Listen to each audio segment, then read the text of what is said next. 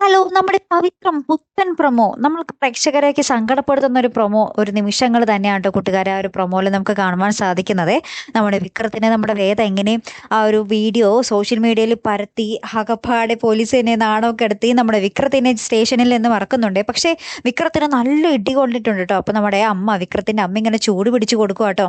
അപ്പോൾ നമ്മുടെ വേദ വിക്രം ഇങ്ങനെ കിടക്കുവാണേ, പുറകും തിരിഞ്ഞ് കിടക്കുക. അപ്പോൾ വേദ അമ്മനോട് പറയുന്നുണ്ട്, അമ്മ പൊയ്ക്കോ, ഞാൻ ചെയ്തോളാം ബാക്കി എന്ന് ഒച്ചയില്ലാതെ പറയുന്നുണ്ട്. അപ്പൊ വിക്രത്തിന്റെ വിചാരം അമ്മ തന്നെയാണ് ചെയ്യുന്നതെന്നാണ് കേട്ടോ. പക്ഷെ വേദയായിരിക്കും പിന്നീട് ചൂട് പിടിച്ച് കൊടുക്കുന്നത്. അപ്പൊ വേദ ഇങ്ങനെ തേങ്ങി തേങ്ങി കരയുന്നൊക്കെ ഉണ്ട്. അപ്പൊ വിക്രം അമ്മയാണെന്ന് കരുതി പറയുന്നുണ്ട്, അമ്മേ കരയാതെ, ഇപ്പൊ ഒന്നും വേറൊന്നും പറ്റിയില്ലല്ലോ, ഇത് 2 ദിവസം കഴിയുമ്പോൾ വേദന പൊയ്ക്കോളും എന്നൊക്കെ പറഞ്ഞിങ്ങനെ ആശ്വസിപ്പിക്കുന്ന ഒരു രംഗം കേട്ടോ.